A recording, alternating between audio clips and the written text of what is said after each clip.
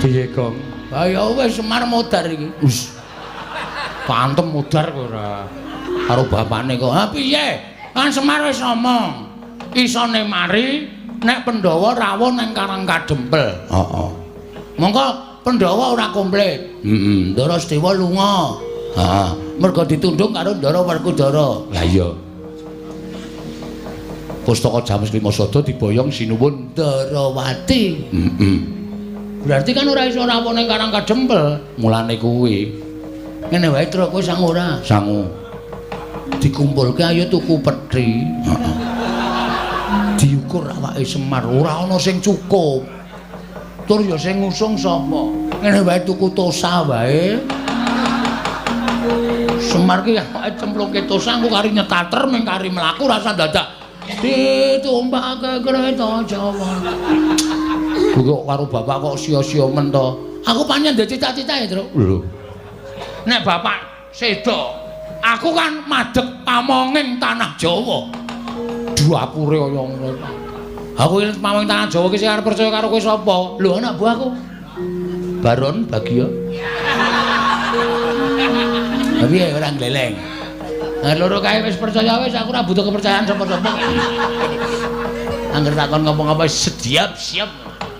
Heeh. Takon joget we manut kok. Bola apa karo duit ya, Tru. Ah iya.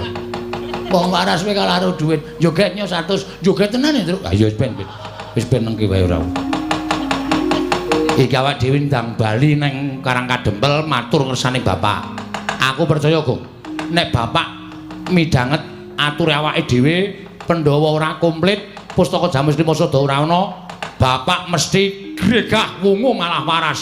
Kuwi rak panyokro bawahmu.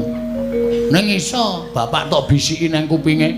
Pak, Pandhawa ora komplit, Pustaka James Klimasada ilang terus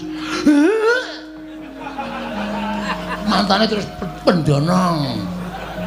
Terus anu nggon komputer mak.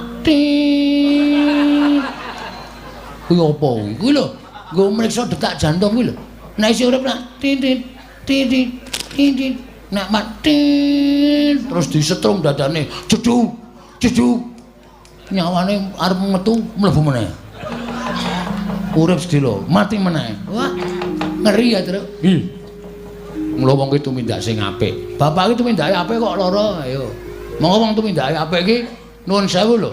Nek sedo mesti ngerti sedane sok kapan, terus mesti kepenak, mesem le sedo. Nek wong tumindake apik. Lah kok bapak iki tumindake apik ora tau tumindak apa-apa kok lara. Ayo.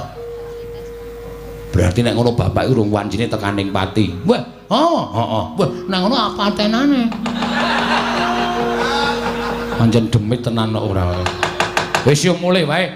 Matur kok ndak malah geger nek Negara Ngamarta aku ora seneng nek geger karo putra-putra Pandhawa utawa Sinuwun Mandros Ndara Werkudara terutama matur ngersane bapak mbuh kanane bapak engko mari apa mati wis pasrah sing gawe urip yo mangkat wae Tru. Putus.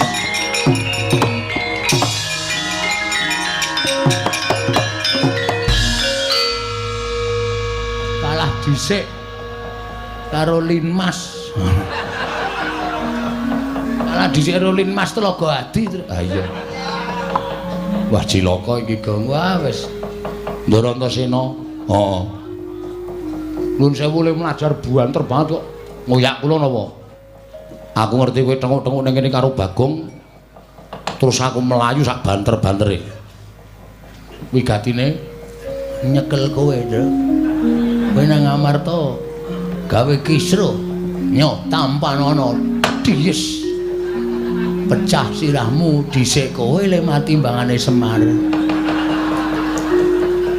ora satok tetah to. Ngendikane iki men ngendika dhewe kok ndak kowe sing nemtokke lakon apa piye? Urung karuan kok ya. Weh, Ndara Antasena nek wis ngono kuwi nyemelangi lho. Nuwun sampun Den. Sampeyan rawuh mriki dinuta Sinuwun Mandura ora? Dinuta Kang Rama ora? Modar. Ora. Ning diutus Prabu Puntadewa. Kon hukum gantung karo kowe Pedro. Kono minggatno. Kono minggatno. Senengane ngedeg-deg iki ora. Wedi rewe. Ayo wedi wong tuku mati ora wedi. Mula takon sing apik. Lah terus kersane diutus sinten? Ora ana sing kongkon. Mudar kowe. Aku ora ana sing kongkon ning aku duwe inisiatif dhewe, Pedro. Mergo aku ki Nayaka Ngamarta satriyaning praja. Nyok tampanono Pedro Gong. Cangkem iki sing apik. Kene iki adu arep ki tratapan ya ora. Aku sing nang mburi wae tratapan kok. Apa meneh kowe? Tru Nun. Kowe tak kandhani, nggih. Kowe disalahke karo bapak, salahke karo Siwa Mandura. Terus doakon karo anak-anake liyane aku. Anake bapak Undara Karkaca Ndartarja. Heeh. Dokon nyekel kowe. Mudhar kowe. Karo Bagong. Mudhar kowe. Kula melu to? Melu. Waduh. Wis ngringkel nang sel, Gong. Wis diterimake arep ngopo? Wis ayo, Gek. Nganggo jas, nganggo pecis. Kaya nek kecekel korupsi ya lho, Gong. Wis jan cilaka iki wis.